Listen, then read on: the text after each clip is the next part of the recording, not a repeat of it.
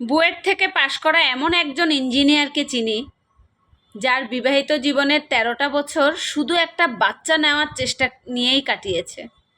তার জীবনে সফলতা আছে কিন্তু পূর্ণতা নেই। ব্যাংকে এজিএম এমন একজনকে চিনি যার বউ 2টা বাচ্চা রেখে আরেকজনের সাথে পালিয়ে গেছে।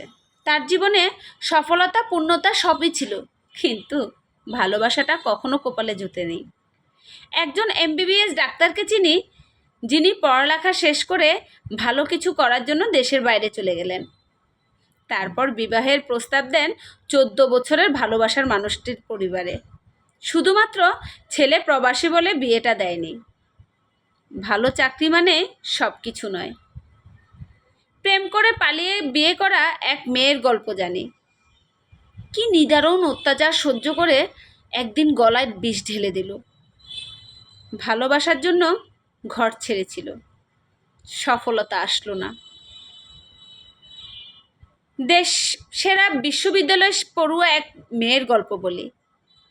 শুধু গায়ের রংটা কালো বলে প্রেমিকের বাবা মায়ের হাজারো অবহেলার কথা মাথায় তুলে নিয়ে এই রিলেশনটা শেষ পর্যন্ত ব্রেকআপ করতে হয়েছিল। সেরা বিশ্ববিদ্যালয়ে আইডি কার্ড ঝুলেও সে সুখী হতে পারেনি। ক্যারিয়ার গঠনের জন্য যে মেয়ে তার বাবা মাকে বিয়ের কথা উচ্চারণ পর্যন্ত করতে দেয়নি, সে মেয়ে শেষ পর্যন্ত বিয়েই হলো না। টাকা পয়সা সব আছে, শুধু স্বামী সংসার নেই। চাকরি না পাওয়া তরুণের গল্পটা আরও করুণ। বেকার থাকার সময় প্রেমিকার বিয়ের আয়োজন থামাতে পারেনি।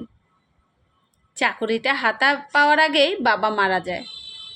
সফলতা মানেই সুখ বাক্যটা তার কাছে সম্পূর্ণ মিথ্যা। পুলিশের একজন ঊর্ধ্বতম কর্মকর্তাকে চিনি যিনি ভাগ্যের লীলাকলে পড়ে সন্তান হারিয়েছে, স্ত্রীকে হারিয়েছেন, সংসার চাকুরি সবই হারিয়েছেন। এখন ক্ষমতাহীন নিঃস্ব জীবনযাপন করছেন। সফলতা তার জীবনে সুখ আনতে পারেনি। একজন প্রফেসরের সাথে আমার কথা হয়েছিল। তিনি বলেছিলেন, বিবাহের 4 বছর থেকে আমার স্বামী অসুস্থ। আজ 12 বছর হলো 2 সন্তানও অসুস্থ স্বামী নিয়ে সংসার করছে। জীবনে কি পেলাম জানি না।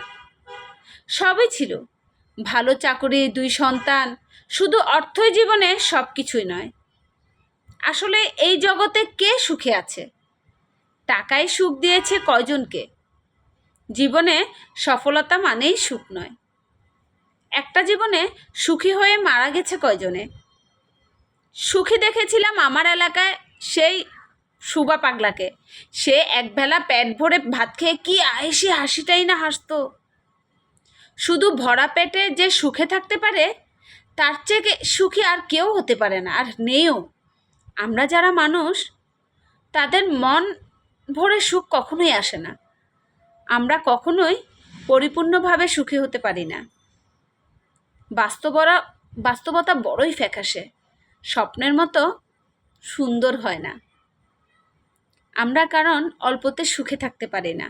অল্পতে আলহামদুলিল্লাহ কথাটা বলতেও আমাদের খুব কষ্ট হয়। এই জন্য যা কিছু আল্লাহ তাআলা দিয়েছে তা নিয়ে আলহামদুলিল্লাহ বলে সুখে থাকি না। কি দরকার এত হাহাকার, এত আহাজারি? কি দরকার ভাইয়ের সম্পদ ভাই লুটপাট করে খাওয়া, কিংবা কারোকে কষ্ট দিয়ে তাকে ছোট করে কথা বলা? কি লাভ বলেন তো? 2 দিনের দুনিয়া, একটু ভালোভাবে চলি না? যা দিয়েছে আল্লাহ তাআলা আলহামদুলিল্লাহ বলে শুকরিয়া আদায় করেন না? ভালোটা থাকতে তো অন্তত পারবেন। কথাগুলো যদি ভালো লাগে অবশ্যই লাইক দিয়ে শেয়ার করে দেবেন প্লিজ। আসসালামু আলাইকুম, আপনাদের বোন পুনম।